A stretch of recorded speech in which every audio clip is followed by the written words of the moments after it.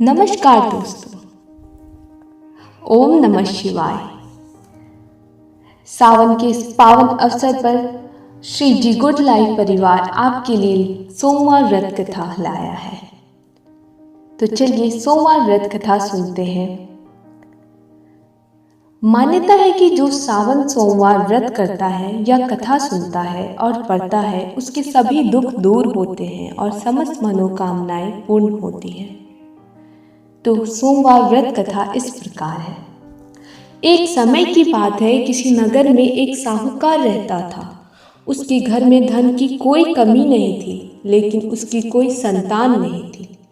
इस कारण से वो बहुत दुखी था। पुत्र प्राप्ति के लिए वह प्रत्येक सोमवार व्रत रखता था और पूरी श्रद्धा के साथ शिव मंदिर जाकर भगवान शिव और पार्वती जी की पूजा करता था। उसकी भक्ति को देखकर एक दिन माँ पार्वती प्रसन्न हो गई और भगवान शिव से उस साहूकार की मनोकामना पूर्ण करने का आग्रह किया। पार्वती जी की इच्छा सुनकर भगवान शिव ने कहा कि हे पार्वती, इस संसार में हर प्राणी को उसके कर्मों का फल मिलता है और जिसके भाग्य में जो हो उसे भोगना ही पड़ता है। लेकिन पार्वती जी ने साहूकार की भक्ति का मान रखने के लिए उसकी मनोकामना पूर्ण करने की इच्छा जताई। माता पार्वती के आग्रह पर शिव जी ने साहूकार को पुत्र प्राप्ति का वरदान तो दिया, लेकिन साथ ही यह भी कहा कि उसके बालक की आयु केवल 12 वर्ष होगी।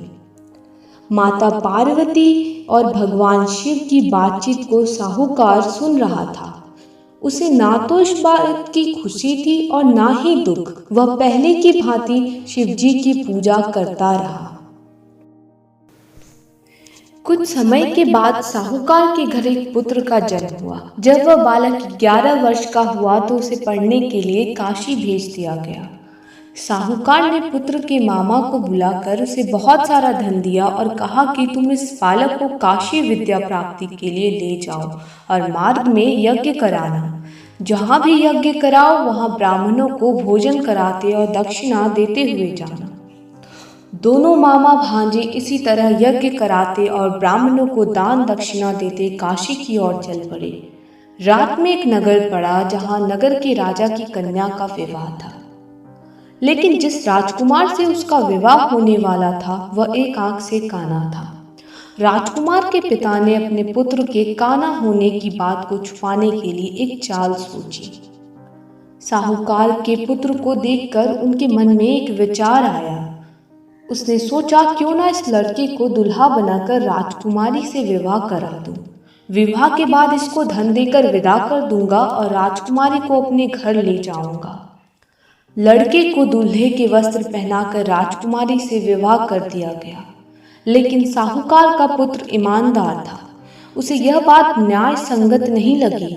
उसने अवसर पाकर राजकुमारी की चुन्नी के पल्ले पर लिखा कि तुम्हारा विवाह तो मेरे साथ हुआ है, लेकिन जिस राजकुमार के संग तुम्हें भेजा जाएगा वह एक आंख से काना है। मैं तो काशी पढ़ने जा रहा हूँ। जब राजकुमारी ने चुन्नी पर लिखी बातें पढ़ी तो उसने अपने माता पिता को यह बात बताई। राजा ने अपनी पुत्री को विदा नहीं किया, जिससे बारात वापस चली गई। दूसरी ओर साहूकार का लड़का और उसका मामा काशी पहुंचे और वहां जाकर के उन्होंने यज्ञ किया। जिस दिन लड़के की आयु 12 साल की हुई उसी दिन यज्ञ रखा गया। लड़के ने अपने मामा से कहा कि मेरी तबीयत कुछ ठीक नहीं है। मामा ने कहा कि तुम अंदर जाकर सो जाओ।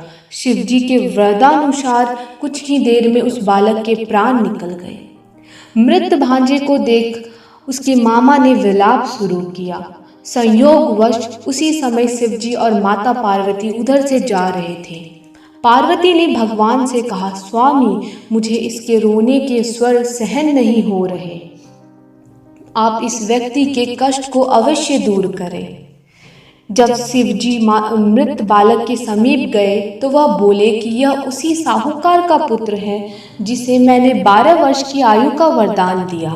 अब इसकी आयु पूरी हो चुकी है। लेकिन मातृभाव से विभोर माता पार्वती ने कहा कि हे महादेव, आप इस बालक को और आयु देने की कृपा करें, अन्यथा इसके वियोग में इसके माता पिता भी तड़प तड़प कर मर जाएंगे। माता पार्वती के आग्रह पर भगवान शिव ने उस लड़के को जीवित होने का वरदान दिया। शिव जी की कृपा से वह लड़का जीवित हो गया। शिक्षा समाप्त करके लड़का मामा के साथ अपने नगर की ओर चल दिया। दोनों चलते हुए उसी नगर में पहुंचे जहां उसका विवाह हुआ था।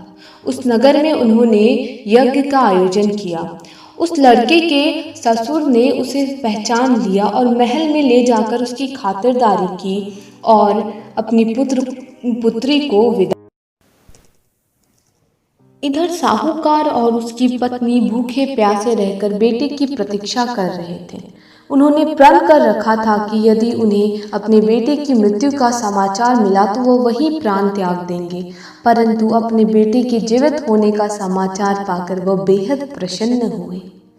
उसी रात भगवान शिव ने व्यापारी के स्वप्न में आकर कहा, हे श्रेष्ठी, मैंने तेरे सोमवार के व्रत करने और व्रत कथा सुनने से प्रसन्न होकर तेरे पुत्र को लंबी आयु प्रदान की है। इसी प्रकार जो कोई सोमवार व्रत करता है या कथा सुनता है और पढ़ता है, उसके सभी दुख दूर होते हैं और समस्त मनोकामनाएं पूर्ण होती हैं। धन्यवाद।